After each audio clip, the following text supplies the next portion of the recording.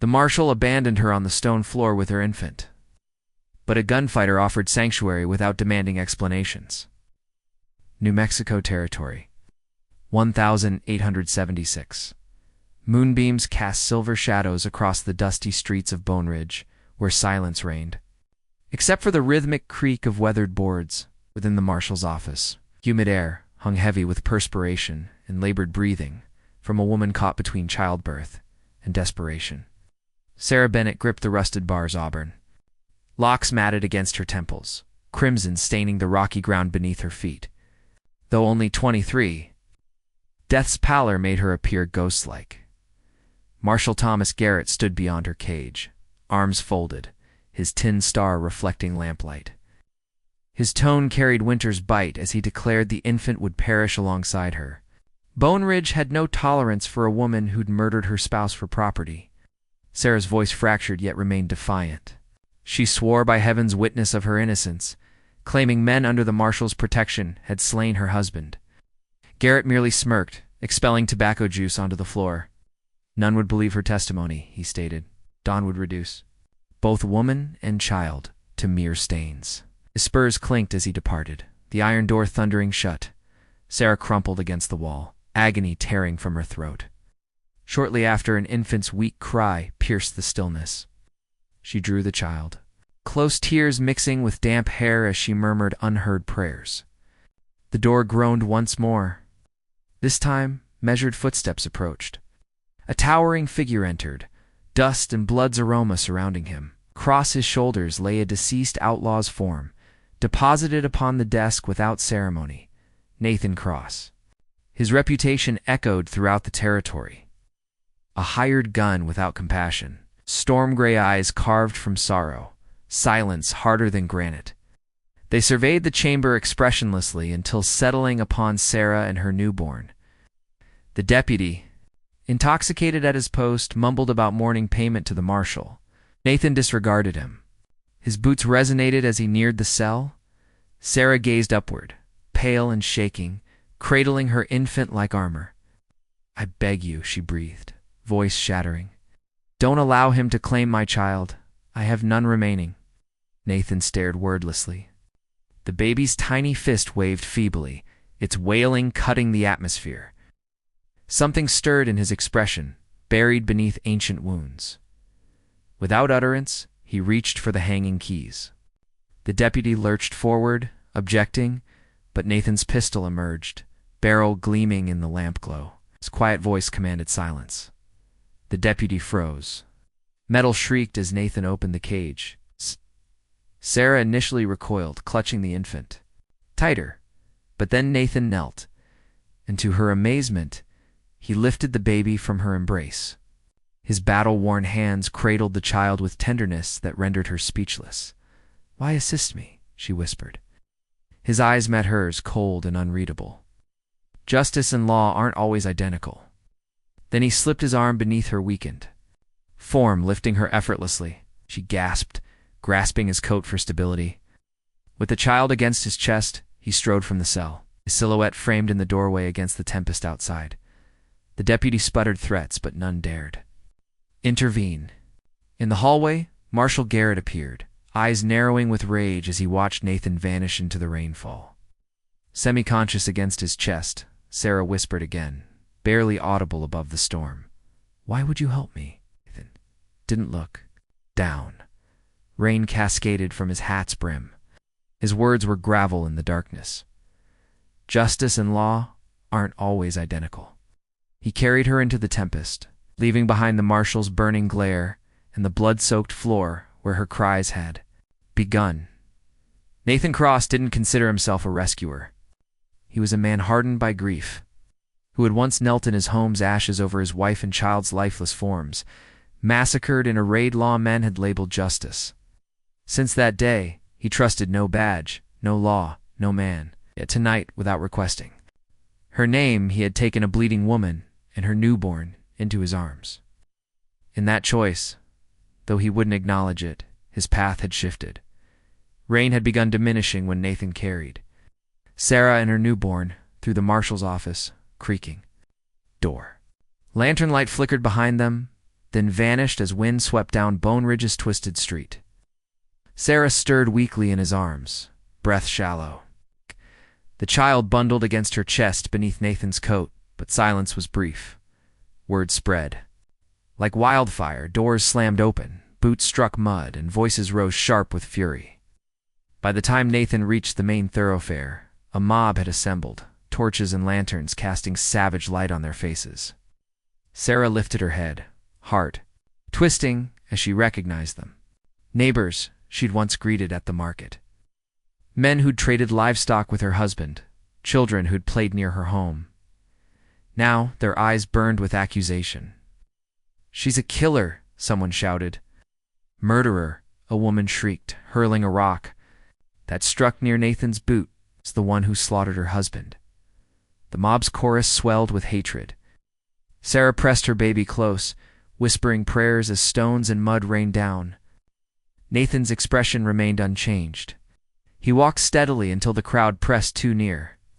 A young man lunged forward, reaching for the swaddled bundle.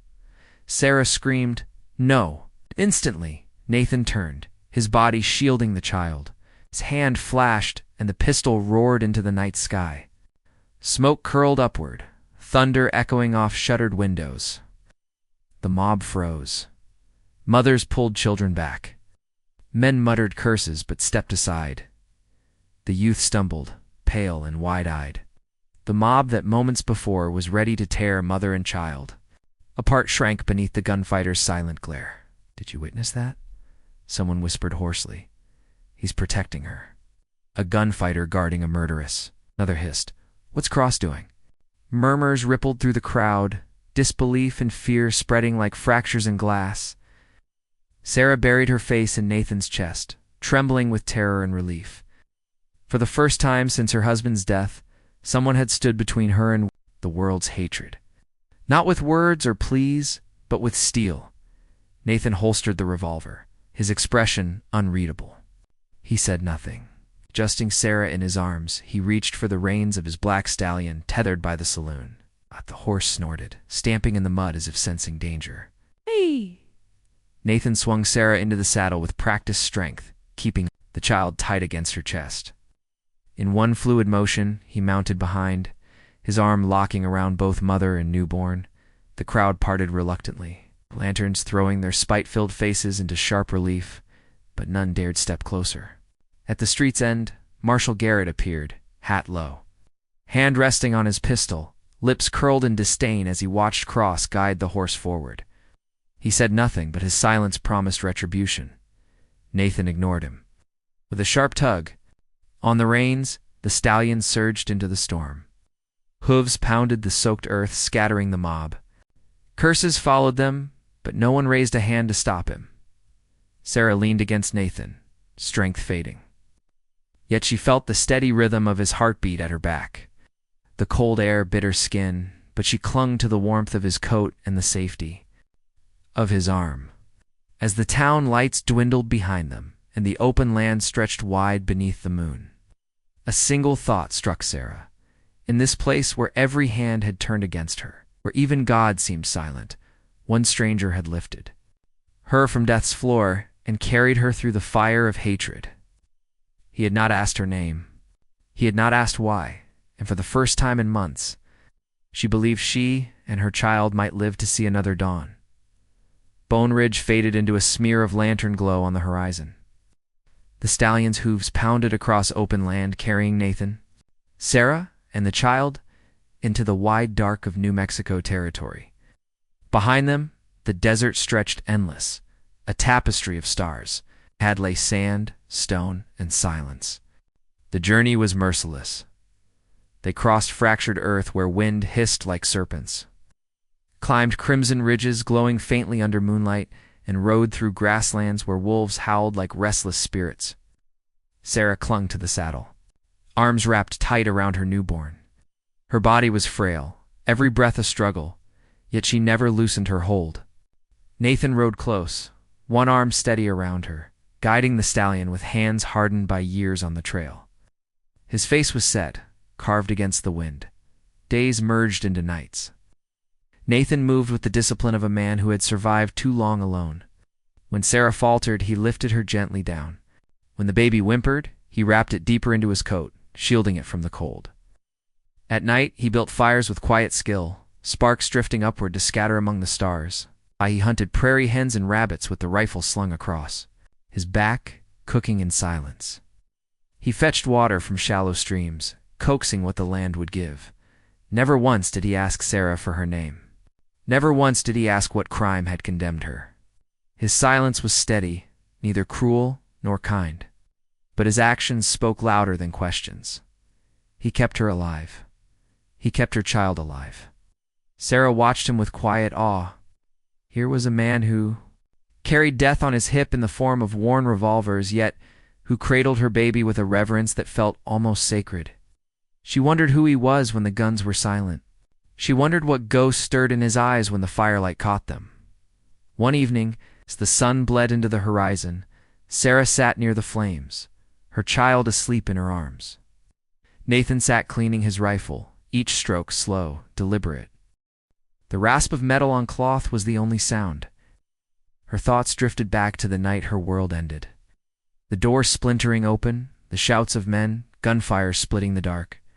She remembered falling to her knees, her husband's blood soaking, the floorboards, and then the marshal arriving, calm and practiced, arranging the scene with a steady voice.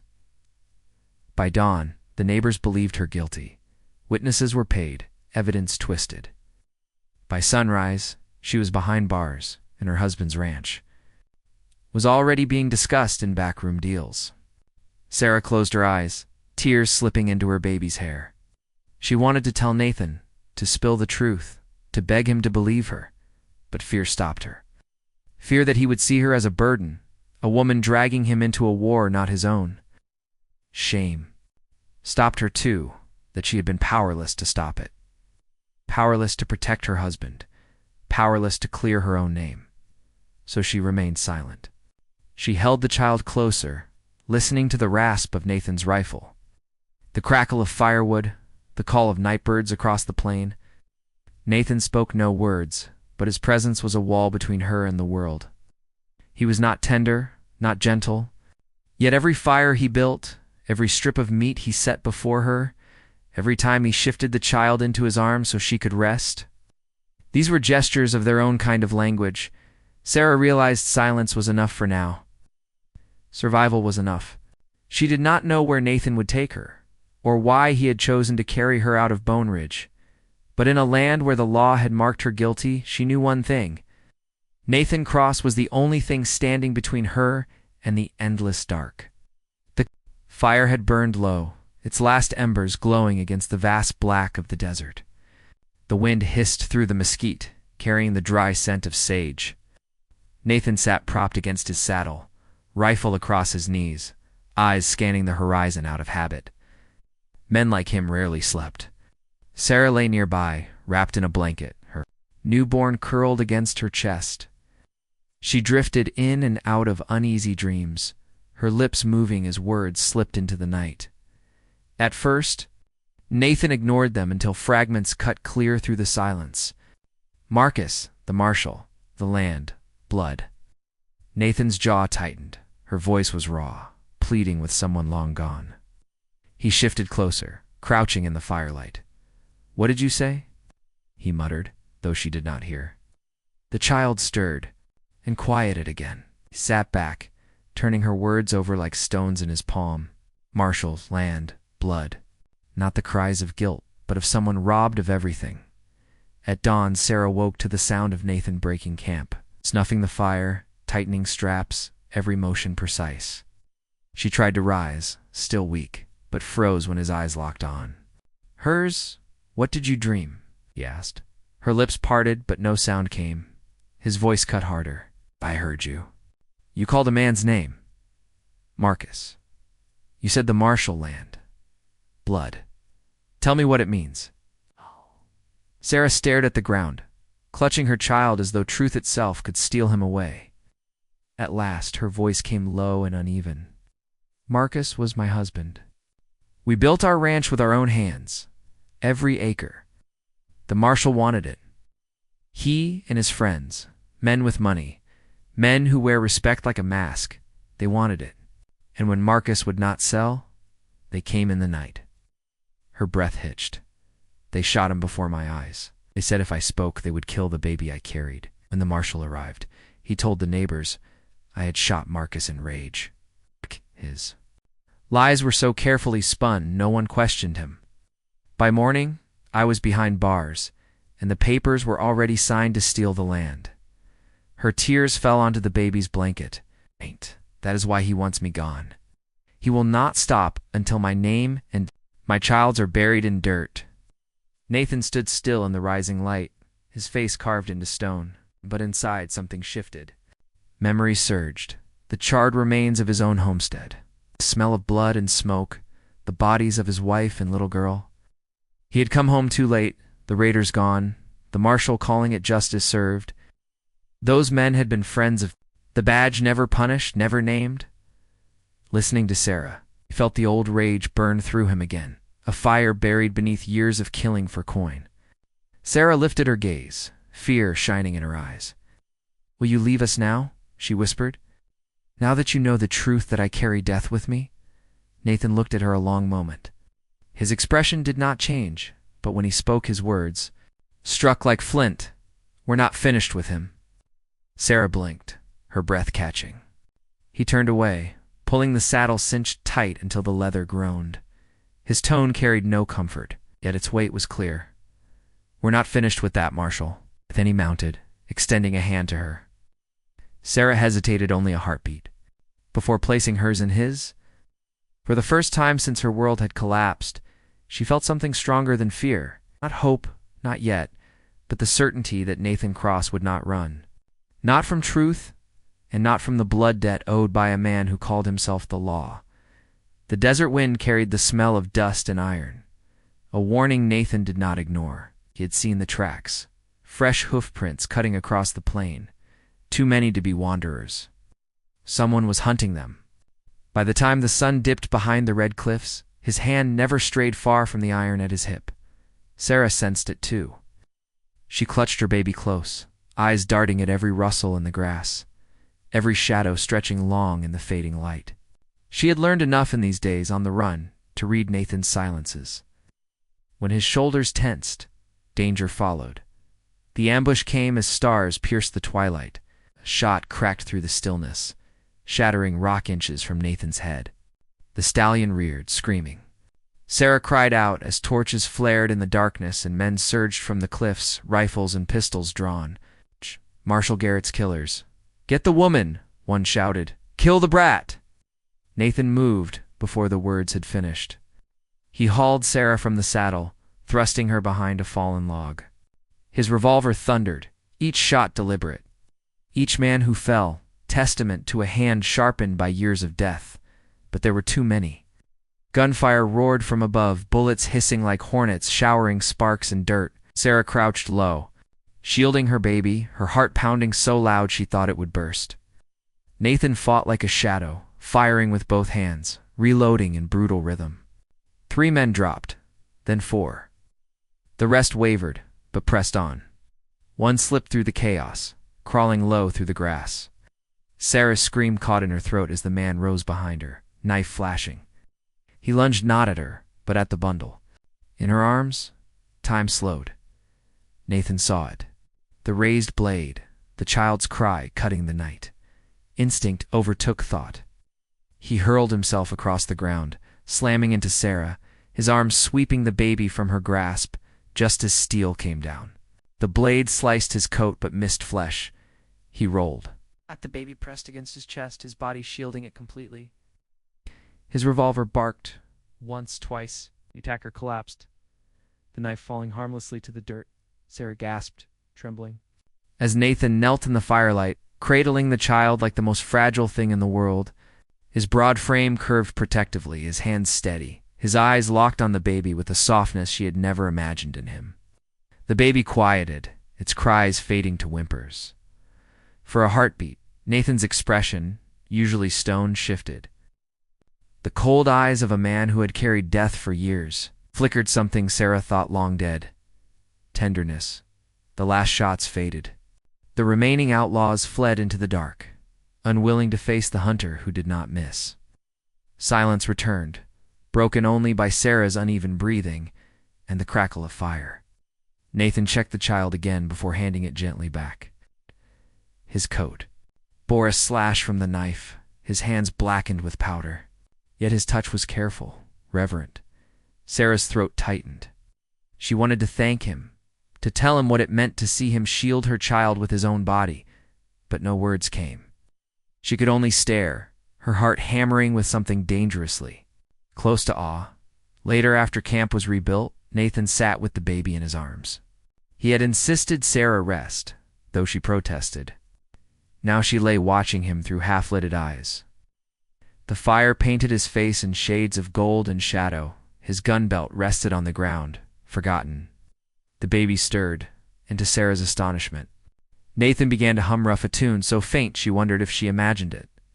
His scarred hands rocked the child with a patience that seemed foreign to the man she thought she knew. Sarah pressed a hand to her lips, emotion swelling. For days she had seen him as nothing but iron and silence, a blade drawn against the world. But here, beneath desert stars, she glimpsed the truth.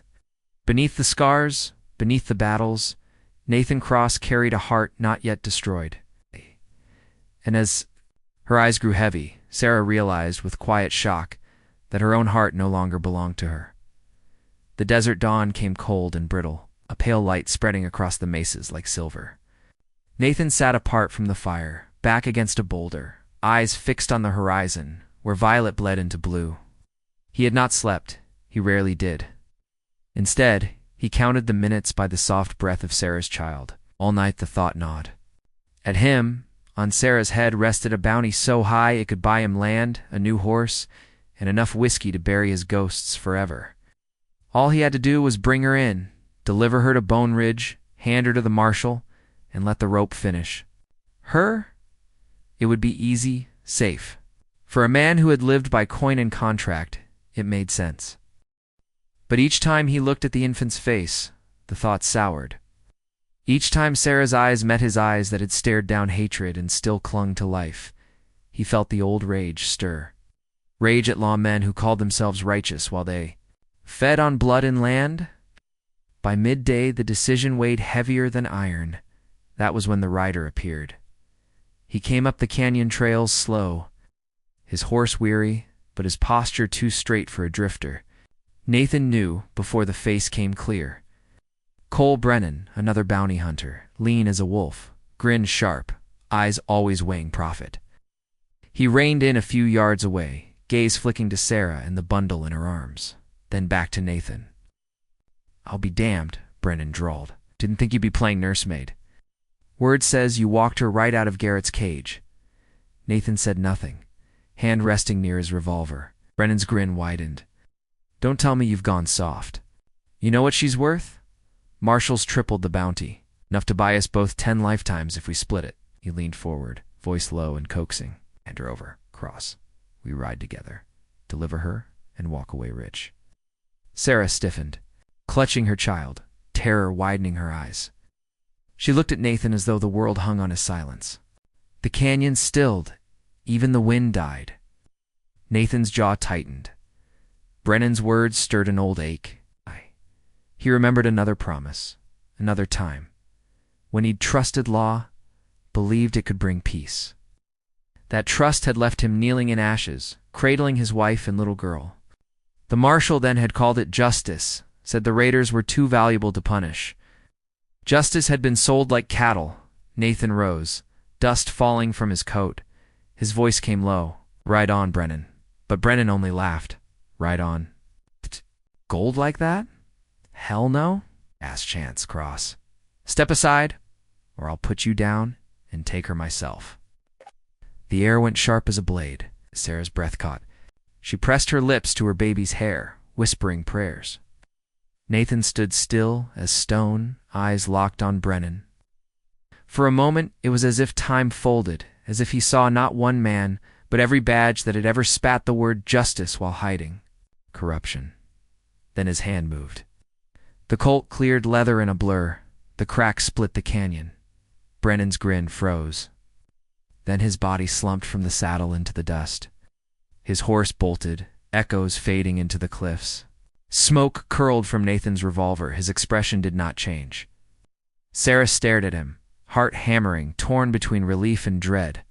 He had chosen, but she knew the cost. Nathan holstered the gun with deliberate calm, turning back to the fire. His voice came quiet, almost like a vow. "We're not running anymore. Not from him." Sarah felt tears sting her eyes. She pressed her baby close, breath shaking. He had chosen not gold, not safety, but her.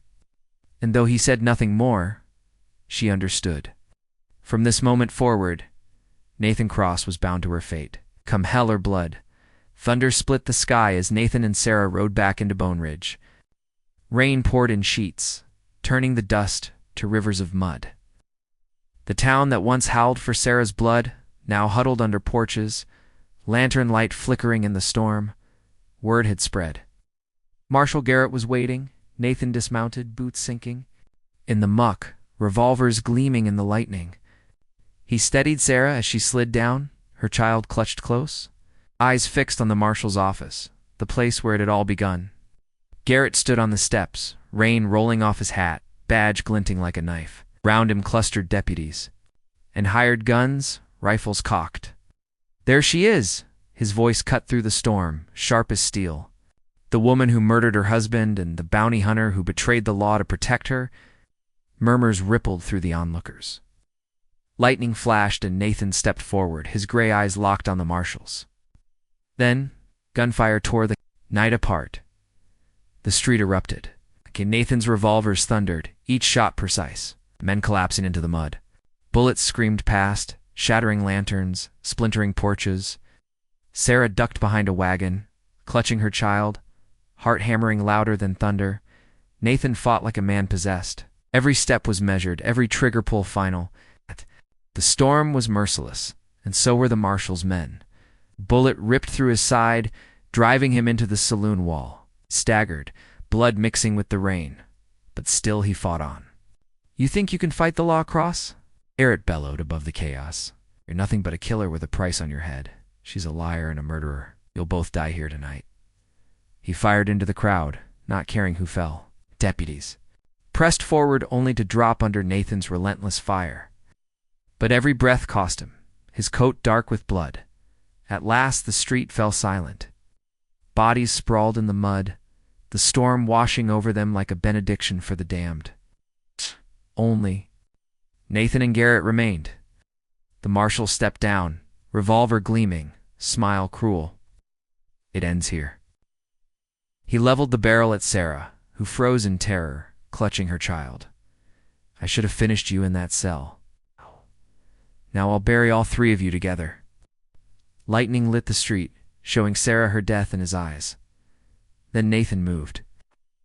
The last of his strength, he raised his revolver. His body trembled, vision swimming. But the world narrowed to one sight.